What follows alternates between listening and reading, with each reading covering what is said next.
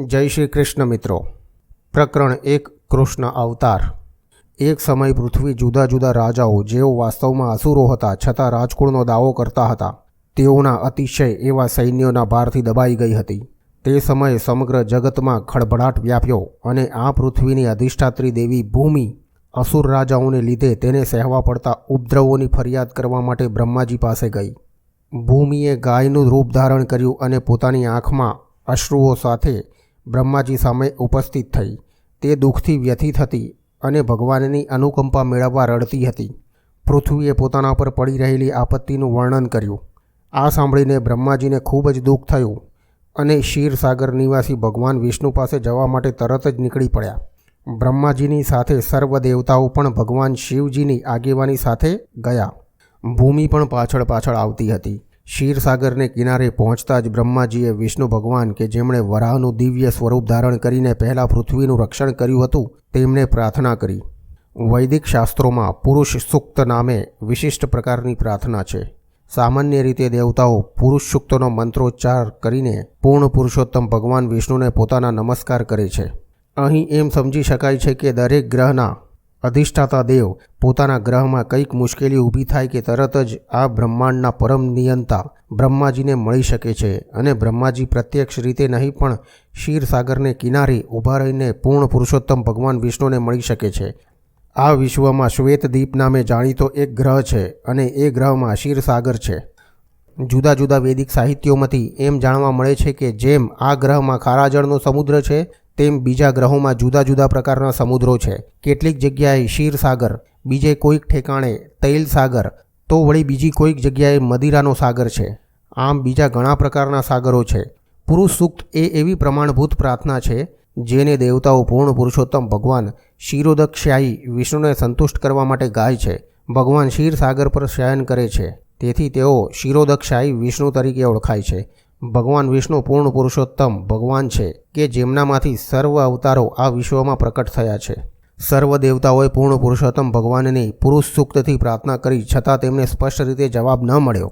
ત્યાર પછી જ્યારે બ્રહ્માજી ધ્યાન અવસ્થામાં બેઠા ત્યારે ભગવાન વિષ્ણુ પાસેથી તેમની પાસે સંદેશો આવ્યો જે તેમણે દેવતાઓને જણાવ્યો. વૈદિક જ્ઞાન મેળવવાની આ પદ્ધતિ છે. સર્વપ્રથમ પૂર્ણ પુરુષોત્તમ ભગવાન પાસેથી બ્રહ્માજીને હૃદયના માધ્યમ દ્વારા જ્ઞાન પ્રાપ્ત થયેલું છે. શ્રીમદ ભાગવતમમાં કહ્યું છે તે પ્રમાણે તેણે બ્રહ્મ હૃદય એટલે કે ભગવાન પાસેથી બ્રહ્માજીએ હૃદય દ્વારા પ્રાપ્ત થયેલું વેદોનું દિવ્ય જ્ઞાન. અહીંયા પણ તે જ રીતે ફક્ત બ્રહ્માજી જ ભગવાન વિષ્ણુએ પ્રસારિત કરેલો સંદેશો સમજી શક્યા અને તેમને ઝડપી કાર્યવાહી માટે આ વાયુ સંદેશો દેવતાઓને સંભળાવ્યો. સંદેશો આ પ્રમાણે હતો: પૂર્ણ પુરુષોત્તમ ભગવાન ટૂંક સમયમાં પોતાની સર્વોચ્ચ સમર્થ શક્તિઓ સહિત પૃથ્વી પર પ્રકટ થશે અને જ્યાં સુધી તેઓ અસુરોનો વધ કરવાનો અને ભક્તજનોની પ્રતિષ્ઠા કરવાનો પોતાનો હેતુ સિદ્ધ કરવા પૃથ્વીલોકમાં રહે ત્યાં સુધી દેવતાઓએ પણ તેમને મદદ કરવા ત્યાં રહેવાનું છે. તે સૌએ યદુવંશના કુટુંબમાં કે જ્યાં ભગવાન પણ યોગ્ય સમય પ્રગટ થવાના છે એમાં જ જન્મ લેવાનો છે. સાક્ષાત પૂર્ણ પુરુષોત્તમ ભગવાન શ્રી કૃષ્ણ સ્વયં વસુદેવના પુત્ર તરીકે પ્રકટ થયા. તેમના પ્રાકટ્ય પહેલાં સર્વ દેવતાઓ તેમની પત્નીઓ સાથે ભગવાનના ધર્મ કાર્યમાં મદદ કરવા માટે જ દુનિયામાં જુદા જુદા પુણ્યશાળી કુટુંબોમાં પ્રકટ થયા. અહીંયા તત્પ્રિયાર્થમ જેવો યોગ્ય શબ્દ મૂક્યો છે. એનો અર્થ એ છે કે દેવતાઓએ ભગવાનને પ્રસન્ન કરવા માટે પૃથ્વી પર પ્રકટ થવું જોઈએ. બીજા શબ્દોમાં જે કંઈ જીવાત્મા ભગવાનને પ્રસન્ન કરવા માટે જીવન જીવે છે તે દેવતા છે. દેવતાઓને વળી પાછી માહિતી મળી કે ભગવાન શ્રી કૃષ્ણનો પ્રાદુર્ભાવ થાય તે પહેલાં ભગવાન શ્રી કૃષ્ણની અમર્યાદિત શક્તિ ધારણ કરનાર શ્રી અનંત શેષનાગ દેવ જે પોતાની લાખો ફેણો વિસ્તારીને બ્રહ્માંડનું પોષણ કરી રહ્યા છે તે પણ પૃથ્વી પર પ્રકટ થશે. તેમને એવી પણ માહિતી મળી કે ભગવાન વિષ્ણુની બહિરંગી શક્તિ માયા જેના લીધે સર્વબદ્ધ જીવો મુગ્ધ થયા છે તે પણ પૂર્ણ પુરુષોત્તમ પરમેશ્વરનો હેતુ સફળ થાય એટલા માટે તાત્કાલિક પ્રકટ થશે. આમ પ્રજાપતિઓના પિતા અથવા વિશ્વની સર્વ પ્રજાઓમાં આદિ પુરુષ બ્રહ્માજી ભૂમિ સહિત સર્વ દેવોને મધુર શબ્દો વડે બોધ આપીને અને તેમને શાંત પાડીને ભૌતિક લોકમાં સર્વોચ્ચ ગ્રહ બ્રહ્મલોકમાં જવા નીકળ્યા. યદુવંશી રાજા સુરસેન મથુરા દેશ અને સુરસેન તરીકે જાણીતા પ્રદેશમાં રાજ્ય કરતા હતા. સુરસેન રાજાના રાજ્યને લીધે મથુરા યદુવંશના સર્વ રાજાઓની રાજધાની બની હતી. યદુવંશના રાજાઓની રાજધાની મથુરા બનવાનું બીજું પણ એક કારણ હતું. યદુવંશીઓ ખૂબ જ ભાવિક હતા અને એમને ખબર હતી કે જેમ ભગવાન શ્રી કૃષ્ણ દ્વારકામાં નિરંતર વસે છે તેમ મથુરામાં પણ નિરંતર વસે છે. એક સમય સુરસેનના દીકરા વસુદેવ દેવકીની સાથે લગ્ન કર્યા પછી પોતાની નવપરિણીત પત્ની સાથે રથમાં બેસીને ઘરે જઈ રહ્યા હતા. દેવક નામે જાણીતા દેવકીના પિતાએ પોતાની દીકરી પ્રત્યે ખૂબ જ ગાઢ સ્નેહ હોવાને લીધે પૂરતા પ્રમાણમાં દહેજ આપ્યું હતું. તેમને સુવર્ણથી જડેલા સંપૂર્ણ રીતે શોભાયમાન સેંકડો રથો આપ્યા હતા. તે વખતે ઉગ્રસેનનો દીકરો કંસ પોતાની બહેન દેવકીને પ્રસન્ન રાખવા વસુદેવના રથના ઘોડાની લગામ સ્વેચ્છાપૂર્વક પોતાના હાથમાં લઈને રથ હાંકી રહ્યો હતો. વૈદિક સંસ્કૃતિના રિવાજ પ્રમાણે જ્યારે કન્યાનું લગ્ન થાય છે ત્યારે તેનો ભાઈ બહેન અને બનેવીને તેમના ઘરે મૂકવા જાય છે. નવપરિણીત કન્યાના મનમાં પોતાના કુટુંબનો વિયોગ ખૂબ જ વ્યથા ઉપજાવે છે. તેથી ભાઈ બહેનની સાથે તેના સાસરાના ઘર સુધી વળાવવા જાય છે. દેવકે આપેલું પૂરેપૂરું દહેજ આ પ્રમાણે હતું: સુવર્ણની માળાથી પૂરેપૂરા શણગારેલા 400 હાથીઓ, સુવર્ણની માળાઓથી પૂરેપૂરા શણગારેલા 400 હાથીઓ, 15,000 સુશોભિત ઘોડાઓ અને 1800 રથ, સુંદર દીકરીની સાથે જવા 200 સુંદર કન્યાઓ પણ મોકલવાનો પ્રબંધ કરેલો. હાલના સમયમાં પણ ભારતમાં આવી ક્ષત્રિય પ્રથા જોવા મળે છે. આ પ્રથા અનુસાર જ્યારે ક્ષત્રિયનું લગ્ન થાય છે ત્યારે પરણેતરની સાથે થોડીક સંખ્યામાં તેની સખીઓ પણ રાજાના ઘરે જાય છે. રાણીની સેવામાં રહેતી સ્ત્રીઓને દાસી કહે છે, પણ હકીકતમાં તેઓ રાણીની સખીઓ તરીકે કામ કરે છે. 5000 વર્ષ પહેલાં શ્રી કૃષ્ણ ભગવાનનો જન્મ થયો તે પહેલાં અનંત સમય પૂર્વેથી આ પ્રથા ચાલી આવેલી છે. એટલે વસુદેવ પોતાની પત્નીની સાથે બીજી 200 દેખાવડી કન્યાઓને ઘેર લાવ્યા. જ્યારે વરકન્યા રથમાં બેસી પસાર થઈ રહ્યા હતા ત્યારે શુભ શુકન દર્શાવતા વિવિધ પ્રકારના વાદ્યો વાગતા હતા. શંખ, રણશિંગા, નગારા, ઢોલ વગેરેનો અવાજ એક સાથે થતો હતો. મધુર સંગીત ઉત્પન્ન થતું હતું. કંસ રથ હાંકી રહ્યો હતો. એટલામાં ખાસ કરીને કંસને ઉદ્દેશીને આકાશમાંથી અદ્ભુત વાણી સંભળાઈ: કંસ, તું કેવો મૂર્ખ છે! તું તારી બહેન અને બનેવીનો રથ હાંકી રહ્યો છે, પણ તને ખબર છે કે આ બહેનનું 8મું બાળક તારી હત્યા કરશે. કંસ ભોજ વંશના ઉગ્રસેનનો દીકરો હતો. એમ કહેવાય છે કે ભોજ રાજાઓના વંશમાં કંસ સૌથી વધુ આસુરી પ્રકૃતિનો હતો. આકાશવાણી સાંભળતાની સાથે જ તેને દેવકીનો ચોટલો પકડ્યો અને પોતાની તલવાર વડે તેની હત્યા કરવા તૈયાર થયો. કંસના વર્તનથી વસુદેવને આશ્ચર્ય થયું અને આવા ઘાતકી બેશરમ શાળાને શાંત પાડવા માટે તેણે શાંતિપૂર્વક યોગ્ય શિખામણ આપવાની શરૂઆત કરી. હે મારા વહાલા શાળા કંસ, ભોજવંશમાં તમે અત્યંત ખ્યાતનામ રાજવી છો અને લોકો તમને સર્વશ્રેષ્ઠ યોદ્ધા અને બહાદુર રાજા તરીકે ઓળખે છે. છતાં તમે તમારી પોતાની બહેનના લગ્નના શુભ પ્રસંગે તેની એક સ્ત્રીની હત્યા કરવા જેટલા આવેશમાં એકદમ કેમ આવી ગયા છો? તમારે મરણની આટલી બધી બીક શા માટે રાખવી જોઈએ? તમારા જન્મની સાથે મૃત્યુ તો નિશ્ચિત થઈ ચૂકેલ છે જ.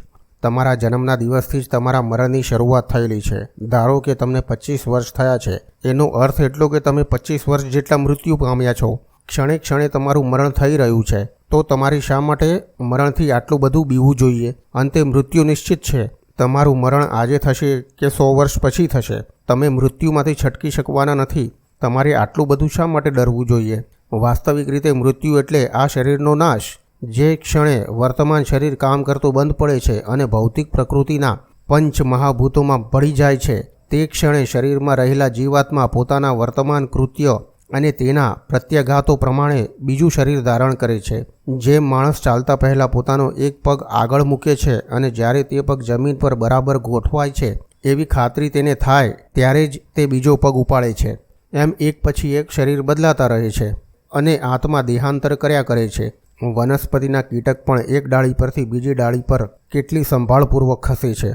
તે જ પ્રમાણે જે ક્ષણે નિર્ણાયક દેવો આ પછીના બીજા શરીર વિશે નિર્ણય કરે છે તે જ ક્ષણે જીવાત્મા પોતાનું શરીર બદલે છે. જ્યાં સુધી જીવાત્મા આ ભૌતિક જગતમાં બદ્ધ છે ત્યાં સુધી તેને એક પછી એક ભૌતિક શરીરો બદલવાના રહે છે. મનુષ્ય આ જીવનમાં કર્મો અને તેના પ્રત્યાઘાતો પ્રમાણે પ્રકૃતિના નિયમ અનુસાર બીજું વિશિષ્ટ શરીર પ્રાપ્ત કરે છે. મનુષ્યો આ જીવનમાં કર્મો અને તેના પ્રત્યાઘાતો પ્રમાણે જ પ્રકૃતિના નિયમ અનુસાર બીજું વિશિષ્ટ શરીર પ્રાપ્ત કરે છે. આપણે હંમેશા સ્વપ્નમાં જુદા જુદા શરીરો જોઈએ છીએ. આ શરીર પણ બરાબર તેવું જ છે. નિંદ્રા દરમિયાન આપણે સ્વપ્નમાં માનસિક સર્જનથી ઘણી જાતના શરીરો ઉત્પન્ન કરીએ છીએ. આપણે સોનું જોયેલું છે અને પર્વત પણ જોયેલો છે, એટલે સ્વપ્નમાં આપણે બંને વિચારોના સંયોજનવાળો સુવર્ણ પર્વત જોઈએ છીએ. ઘણીવાર સ્વપ્નમાં આપણને આકાશમાં ઉડતું શરીર પ્રાપ્ત થયું છે એવું દેખાય છે અને એ વખતે આપણે આપણું વર્તમાન શરીર સંપૂર્ણપણે ભૂલી જઈએ છીએ. તે જ પ્રમાણે આ શરીરમાં પરિવર્તન થાય છે. જ્યારે તમને નવું શરીર મળે છે ત્યારે ભૂતકાળનું શરીર ભૂલી જાઓ છો. સ્વપ્નમાં આપણને ઘણા બધા પ્રકારના નવા શરીરો સાથે સંબંધ થાય છે, પણ જ્યારે આપણે જાગી જઈએ છીએ ત્યારે એ સર્વને ભૂલી જઈએ છીએ. હકીકતમાં આ ભૌતિક શરીરો આપણી માનસિક પ્રવૃત્તિઓના સર્જનો છે, પરંતુ આ ક્ષણે આપણને આપણા ભૂતકાળના શરીરનું સ્મરણ રહેતું નથી. મન સ્વભાવે ચંચળ છે. ઘણીવાર એ કોઈ વસ્તુ સ્વીકારે છે અને તરત વળી એ જ વસ્તુને નકારે છે. સંકલ્પ અને વિકલ્પ કરી ઇન્દ્રિયોભરના 5 વિષયો રૂપ, રસ, ગંધ, શબ્દ અને સ્પર્શના સંપર્કમાં મનની પ્રક્રિયા થાય છે. રૂપ, રસ, ગંધ વગેરે હંમેશા તર્ક વિતર્ક કરનારા કોઈ મન ઇન્દ્રિય ભોગના વિષયોના સંજોગોમાં આવે છે અને જ્યારે જીવાત્મા અમુક પ્રકારના શરીરની ઈચ્છા કરે છે ત્યારે તેને તે મળે છે. એટલે કે શરીર એ ભૌતિક પ્રકૃતિના નિયમોની દેન છે. જીવાત્મા દેહ પારણ જ કરે છે. જીવાત્મા દેહ ધારણ કરે છે અને શરીરના બંધારણ પ્રમાણે સુખ કે દુઃખ ભોગવવા ફરીથી ભૌતિક જગતમાં આવે છે. જ્યાં સુધી આપણી પાસે અમુક પ્રકારનું શરીર ન હોય ત્યાં સુધી આગલા જીવનના મળેલા આપણા માનસિક સંસ્કારો પ્રમાણે આપણે સુખ દુઃખ ભોગવી શકતા નથી. મરણ સમયે આપણા મનમાં જે વિચારો હોય છે તે પ્રમાણે ખરેખર કોઈ વિશિષ્ટ પ્રકારનું શરીર આપણને મળે છે. જળ, તેલ, ઘી વગેરેના જુદા જુદા પાત્રોમાં સૂર્ય, ચંદ્ર અને તારાઓ જેવા ઘણા તેજસ્વી ગ્રહો પ્રતિબિંબ પાડે છે. સરોવરની ગતિ પ્રમાણે પ્રતિબિંબ પણ ગતિ કરે છે. જળમાં ચંદ્રનું પ્રતિબિંબ પડે છે અને વહેતું જળ ચંદ્રને પણ ગતિ કરતું બતાવે છે, પણ હકીકતમાં ચંદ્ર ગતિ કરતો નથી. તે જ પ્રમાણે માનસિક મોહને કારણે જીવાત્માને આવા શરીરો સાથે વાસ્તવિક રીતે સંબંધ ન હોવા છતાં વિવિધ પ્રકારના શરીરો પ્રાપ્ત કરવા પડે છે. મોહને લીધે અને માયાની અસર નીચે મુગ્ધ થવાથી જીવાત્મા વિચારે છે કે અમુક પ્રકારનું શરીર તેની માલિકીનું છે. બદ્ધ જીવનનો એ રાહ છે. તે વિચારે છે કે તે પોતે અમુક માનવ સમાજ અથવા અમુક રાષ્ટ્ર, અમુક જગ્યાનો વતની છે અને એ રીતે તે પોતાની જાતને ઓળખાવી કારણ વગર તેની જરૂર નથી તેવું બીજું શરીર મેળવવાની તૈયારી કરે છે. આવી ઈચ્છાઓ અને મોહક વૃત્તિઓ આના માટે કારણભૂત છે. ભૌતિક પ્રકૃતિની અસરવાળું આવરણ એટલું બધું દ્રઢ હોય છે કે જીવાત્માને જે કંઈ શરીર મળે છે તેનાથી તેને સંતોષ મળે છે અને તે અત્યંત પ્રસન્નતાપૂર્વક એ શરીર સાથે એકાત્મ ભાવે જોડાય છે. એટલે મારી તમને વિનંતી છે કે તમે તમારા મન અને દેહની ગુલામીના કારણે ભાન ન ગુમાવો. આમ વસુદેવ કંસને પોતાની નવપરિણીત બેન વિશે ઈર્ષાળુ ન થવા વિનંતી કરે છે. કોઈએ કોઈ પણ માણસની ઈર્ષા નહીં કરવી જોઈએ, કારણ કે જ્યારે ઈર્ષાળુ માણસ મરણ પછી દંડ દેનાર યમરાજાની સામે ઉપસ્થિત થાય છે ત્યારે ઈર્ષા ભયનું કારણ બને છે. વસુદેવે દેવકી તરફથી કંસને અરજ કરી છે કે દેવકી તેની નાની બહેન હતી. વળી તે ઘડી તેના લગ્નની શુભ ઘડી હતી. દરેક મનુષ્ય પોતાના નાના ભાઈ કે બહેનની પોતાની બાળકો જેટલી સંભાળ રાખવી જોઈએ. વસુદેવે બુદ્ધિપૂર્વક વિચાર કરતાં કહ્યું, પરિસ્થિતિ એટલી બધી નાજુક છે કે જો તમે તેની હત્યા કરશો તો તેનાથી તમારી ઉચ્ચ કીર્તિને કલંક લાગશે. વસુદેવે સરસ બોધ અને તાત્વિક વિવેક દ્વારા કંસને શાંત પાડવાનો પ્રયત્ન કર્યો, પણ કંસ અસુરી સંગતવાળો હોવાને લીધે શાંત ન થયો. તેના અસુરી સંબંધોને કારણે તે ખૂબ જ ખાનદાની રાજવી કુટુંબમાં જન્મેલો હોવા છતાં હંમેશા અસુરની જેમ વર્તતો હતો. અસુરને કદી કોઈની સારી શિખામણની દરકાર હોતી નથી. તે રીઢા થઈ ગયેલા ચોર જેવો હોય છે. માણસ તેને નૈતિક શિખામણ આપે પણ તે અસરકારક થશે નહીં. તે જ પ્રમાણે જે લોકો સ્વભાવે નાસ્તિક અથવા અસુરી પ્રકૃતિવાળા હોય છે તેમને ગમે તેવી અધિકૃત સારી શિખામણ આપવામાં આવે તો પણ તે ભાગ્યે જ તેના ગળે ઉતરે છે. દેવ અને દાનવ વચ્ચે આ ભેદ છે. જે લોકો સારી શિખામણ સ્વીકારે છે અને એ રીતે પોતાનું જીવન જીવવા પ્રયત્ન કરે છે તેઓ દેવતાઓ કહેવાય છે. જેમને આવી શિખામણ અસ્વીકાર્ય હોય તેઓ રાક્ષસો કહેવાય છે. કંસને શાંત પાડવાના પોતાના પ્રયત્નો નિષ્ફળ જતા વસુદેવ પોતાની પત્ની દેવકીનું કેવી રીતે રક્ષણ કરવું એના વિચારમાં પડ્યા. જ્યારે તાત્કાલિક ભય ઊભો થાય ત્યારે બુદ્ધિશાળી મનુષ્યે જેમ બને તેમ ભયજનક પરિસ્થિતિમાંથી છૂટવાનો પ્રયત્ન કરવો જોઈએ, અને જો સર્વ પ્રકારે બુદ્ધિનો ઉપયોગ કરવા છતાં ભયજનક પરિસ્થિતિ દૂર કરવામાં નિષ્ફળતા મળે તો તે દોષપાત્ર બનતો નથી. દરેક જણે પોતાના કર્તવ્ય પાલનમાં બને એટલો શ્રેષ્ઠ પ્રયત્ન કરવો જોઈએ અને છતાં જો પ્રયત્ન નિષ્ફળ જાય તો તેમાં તેનો દોષ નથી. વસુદેવે પોતાની પત્ની માટે આ પ્રમાણે વિચાર કર્યો, હાલમાં તો હું દેવકીનું જીવન બચાવી લઉં અને પાછળથી જો બાળકો થશે તો તેમને કેવી રીતે બચાવવા તેનો વિચાર કરીશ. વળી તેમણે વિચાર્યું, જો ભવિષ્યમાં કંસ વિચારી રહ્યો છે તે મુજબ તેને ખતમ કરી શકે તેવો બાળક મને થશે તો પ્રભુનો કાનૂન અકળ હોવાથી દેવકી અને બાળક બંને બચી જશે. અત્યારે તો કોઈ પણ રીતે દેવકીનું જીવન બચાવવું જોઈએ. જેમ જંગલમાં સળગતો અગ્નિ અમુક પ્રકારના લાકડા સાથે કેવી રીતે સંસર્ગમાં આવે છે એની ખાતરી હોતી નથી, તેમ જીવાત્મા અમુક પ્રકારનું શરીર કેવી રીતે ધારણ કરે છે એ વિશે કશું નિશ્ચિત હોતું નથી. જ્યારે જંગલમાં દવ લાગે છે ત્યારે આપણે જોઈએ છીએ કે સળગતો અગ્નિ પવનના ઝાપટાથી એક વૃક્ષ ઉપરથી બીજા પર પ્રસરે છે અને આખા જંગલને સળગાવી મૂકે છે. તેમ જીવાત્મા પોતાના કર્તવ્ય પાલન વિશે ખૂબ જ સાવચેતી રાખે છતાં પછીના જીવનમાં તેને કયા પ્રકારનું જીવન પ્રાપ્ત થશે તે સમજવું ખૂબ જ મુશ્કેલ હોય છે. રાજા ભરત આત્મ સાક્ષાત્કાર કરવા માટે ખૂબ જ શ્રદ્ધાપૂર્વક ધર્મનું પાલન કરી રહ્યા હતા, પણ ભાગ્યવશાત તેમને મૃગ સાથે ક્ષણજીવી સ્નેહ થયો અને પછીના જીવનમાં તેમને મૃગલાના શરીરનો સ્વીકાર કરવો પડ્યો.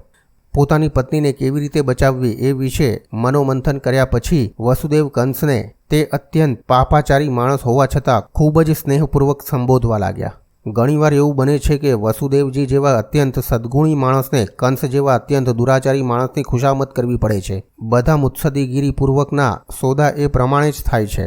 વસુદેવજી પોતે અત્યંત દુઃખી હોવા છતાં તેમણે બાહ્ય દ્રષ્ટિએ ઉલ્લાસમાં હોવાનો ડોળ કર્યો અને કંસ અત્યંત ઘાતકી હોવા છતાં તેમણે શરમ વગરના કંસને કહ્યું, હે કંસ, કૃપા કરી તમે વિચાર કરો કે તમારી બહેન તરફથી તો તમને કોઈ ભય નથી. આકાશમાંથી તમે દેવી વાણી સાંભળી છે એટલે તમને ભય લાગ્યા કરે છે, પણ એ ભય તો તમારી બહેનના દીકરાઓ કે જેમનું હાલમાં અસ્તિત્વ નથી તેમના તરફથી આવવાનો છે. કોને ખબર છે કે ભવિષ્યમાં દીકરા થાય કે ન થાય. આ બધો વિચાર કરતા હાલ પૂરતા તમે સલામત છો. વળી ભવિષ્યમાં પણ તમારી બહેન તરફથી તમને ભય ન રહે તે માટે જ્યારે તેને પુત્રો જન્મે ત્યારે તે પુત્રો યોગ્ય પગલાં માટે હું તમારી સમક્ષ હાજર કરીશ, એવું હું વચન આપું છું. કંસને વસુદેવના વચન પાલનમાં વિશ્વાસ હતો એટલે તેમની દલીલથી તેને વિશ્વાસ આવ્યો. તેણે પોતાની બહેન દેવકીની હત્યા કરવાનો વિચાર તત્પૂરતો માંડી વાળ્યો. આમ વસુદેવજી કંસના નિર્ણયથી પ્રસન્ન થયા અને તેની પ્રશંસા કરી પોતાના ઘરે પાછા ફર્યા. સમય જતાં દેવકીએ એક પછી એક એમ 8 પુત્રો અને એક પુત્રીને જન્મ આપ્યો. જ્યારે પ્રથમ બાળક જન્મ્યું ત્યારે વસુદેવે પોતાના વચનનું પાલન કર્યું અને તરત જ એ બાળકને કંસની સામે લાવ્યા. એમ કહેવાય છે કે વસુદેવજી પોતાના વચનનું પાલન કરવા માટે સુપ્રસિદ્ધ હતા અને તેઓ તેમની એ નામના જાળવી રાખવા ઈચ્છતા હતા. વસુદેવજી માટે નવજાત બાળકને સોંપી દેવું ખૂબ જ દુઃખદાયક હતું. બાળકને મેળવી કંસ ખૂબ જ રાજી થયો. વસુદેવના વર્તનથી તેનામાં કંઈક અનુકંપા પણ જાગી. આ પ્રસંગ ખૂબ જ નોંધપાત્ર છે. વસુદેવજી જેવા મહાત્મા માટે પોતાનું કર્તવ્ય પાલન કોઈ પણ રીતે દુઃખદ ગણાતું નથી. વસુદેવજી જેવી વિદ્વાન વ્યક્તિ જરા પણ અચકાયા વિના પોતાનું કર્તવ્ય પાલન કરે છે. બીજી બાજુ કંસ જેવો અસુર કોઈ પણ જાતનું ઘાતકી કૃત્ય કરતા કદી અચકાતો નથી. એટલે કહેવાય છે કે સંત પુરુષો જીવનમાં સર્વ પ્રકારની દુઃખદ પરિસ્થિતિ સહન કરે છે. વિદ્વાન માણસ અનુકૂળ સંજોગોની રાહ જોયા વિના પોતાનું કર્તવ્ય પાલન કરી શકે છે. કંસ જેવો અસુરી વૃત્તિવાળો માણસ ગમે તેવું પાપી કૃત્ય કરી શકે છે અને ભક્ત પૂર્ણ પુરુષોત્તમ પરમેશ્વરને તૃપ્ત કરવા માટે સર્વસ્વનું બલિદાન આપી શકે છે. કંસને વસુદેવજીના કૃત્યથી સંતોષ થયો. વસુદેવજીએ પોતાનું વચન પાળ્યું તેથી તેને આશ્ચર્ય થયું અને આમ રાજી થવાથી તેમના બાળક પર તેને દયા આવી. આથી તેણે કહ્યું, વસુદેવ, તમારે મને આ બાળક આપવાની જરૂર નથી. મને આ બાળકથી કોઈ ભય નથી. મેં સાંભળ્યા પ્રમાણે તમારું અને દેવકીનું 8મું બાળક મારી હત્યા કરશે, માટે મારે આ બાળકને જરૂર વિના શા માટે મારવું જોઈએ? તમે તેને લઈ જઈ શકો છો. જ્યારે વસુદેવજી નવજાત શિશુ સાથે ઘરે પાછા ફરી રહ્યા હતા ત્યારે કંસના વર્તનથી તેઓ રાજી થયા, પરંતુ તેઓ જાણતા હતા કે કંસ સંયમ વિનાનો માણસ છે અને તેથી તેમને એનામાં જરાય વિશ્વાસ ન હતો. નાસ્તિક માણસ પોતાના જીવનમાં દ્રઢ હોઈ શકે નહીં. જે વ્યક્તિનો ઇન્દ્રિયો પર સંયમ નથી તે પોતાના નિર્ણયમાં સ્થિર હોઈ શકે નહીં. મહાન મુત્સદી રાજપુરુષ ચાણક્ય પંડિતે કહ્યું છે, રાજકારણી અને સ્ત્રીમાં તમારો વિશ્વાસ મૂકશો નહીં. જે લોકો નિરંકુશ ઇન્દ્રિય ભોગના વ્યસની હોય છે તેઓ કદી સત્યવાદી હોતા નથી અને તેમનામાં કોઈ પણ પ્રકારનો વિશ્વાસ મૂકી શકાય નહીં. એ વખતે મહાન સંત નારદજી કંસ પાસે આવ્યા. કંસે વાસુદેવજી પર દયા આણીને તેમનું પ્રથમ નવજાત બાળક પાછું સોંપ્યું એવી માહિતી તેમને મળી. નારદજી શક્ય એટલી ઝડપથી ભગવાન કૃષ્ણનો અવતાર થાય તે જોવા ખૂબ જ આતુર હતા. એટલે તેમણે કંસને માહિતી આપી કે એક તરફ નંદ મહારાજ, સર્વ ગોવાળો અને તેમની પત્નીઓ તથા ગોપીઓ વગેરે વૃંદાવનવાસીઓ અને બીજી બાજુ વસુદેવજી તેમના પિતા સુરસેન તથા યદુવંશના વૃષ્ણિ કુટુંબમાં જન્મેલા તેમના સગાવાલા એ સૌ ભગવાનના પ્રાકટ્ય માટે તૈયારીઓ કરી રહ્યા હતા. નારદજીએ એ કુટુંબમાં જન્મેલા મિત્રો, હિતેચ્છુઓ અને દેવતાઓ વિશે કંસને સાવચેત રહેવા સલાહ આપી. કંસ, તેના મિત્રો અને સલાહકારો અસુરો હતા. દાનવોને હંમેશા દેવતાઓનો ડર રહે છે. નારદજીએ જુદા જુદા કુટુંબોમાં દેવતાઓના પ્રાકટ્ય વિશે માહિતી આપ્યા પછી કંસ ખૂબ જ સાવધ થયો. તે સમજી ગયો કે દેવતાઓ ક્યારનાએ પ્રગટી ચૂક્યા છે, એટલે વિષ્ણુ ભગવાન પણ હવે આવવા જોઈએ. તરત જ તેણે તેના બનેવી વસુદેવજી અને દેવકી બંનેને કેદ કર્યા અને જેલના સળિયા પાછળ રાખ્યા. વસુદેવ અને દેવકીજીએ લોખંડની સાંકળોવાળી બદ્ધ અવસ્થામાં કેદખાનામાં જ્યારે પુત્રોને જન્મ આપ્યા ત્યારે નવજાત બાળકને વિષ્ણુનો અવતાર સમજીને કંસે તેમને એક પછી એક મારી નાખ્યા. ખાસ કરીને તેને 8મા બાળકની બીક હતી, પણ નારદજીની મુલાકાત પછી તે એવા નિર્ણય પર આવ્યો કે કોઈ પણ બાળક કૃષ્ણ હોઈ શકે છે. એટલે દેવકી અને વસુદેવના તાજા જન્મેલા સર્વ બાળકોને ખતમ કરી નાખ્યા હોય તો વધુ સારું. કંસનું કૃત્ય સમજવું ખાસ મુશ્કેલ નથી. દુનિયાના ઇતિહાસમાં એવા ઘણા દાખલા જોવા મળે છે કે જેમાં રાજવંશી માણસોએ પોતાની મહત્વકાંક્ષા સંતોષવા માટે પોતાના પિતા, ભાઈ, આખું કુટુંબ અને મિત્રોને ખતમ કરી નાખ્યા હોય છે. આમાં આશ્ચર્ય પામવા જેવું કશું નથી, કારણ કે આસુરી પ્રવૃત્તિવાળો માણસ પોતાની અતિ દુષ્ટ મહત્વકાંક્ષાઓ પૂરી કરવા કોઈપણ વ્યક્તિની હત્યા કરી શકે છે. નારદજીની કૃપાથી કંસ પોતાના આગલા જન્મ વિશે માહિતગાર બન્યો હતો. તેણે જાણ્યું હતું કે આગલા જન્મમાં તે કાળનેમી નામે રાક્ષસ હતો અને વિષ્ણુએ તેને મારી નાખેલો. આથી ભોજ કુટુંબમાં જન્મેલા તેણે યદુવંશના કુટુંબનો કટ્ટો દુશ્મન થવાનો નિર્ણય કર્યો. શ્રી કૃષ્ણ એ કુટુંબમાં જન્મનાર હતા અને કંસને મનમાં ખૂબ જ ભય હતો કે તેના આગલા જન્મની જેમ જ આ જન્મમાં પણ કૃષ્ણ તેને ખતમ કરી નાખશે. તેણે સર્વપ્રથમ તેના પિતા ઉગ્રસેનને કેદ કર્યા, કારણ કે તે યદુ, ભોજ અને અંધક રાજવંશોના મુખ્ય રાજા હતા. અને પછી તેણે આવા સર્વ મુલ્કોના રાજા તરીકે પોતાની જાતને જાહેર કરી. આ પ્રમાણે કૃષ્ણ પૂર્ણ પુરુષોત્તમ પરમેશ્વરના કૃષ્ણ અવતાર એ નામના પ્રથમ અધ્યાય પરના ભક્તિ વેદાંત ભાવાર્થ પૂર્ણ થાય છે.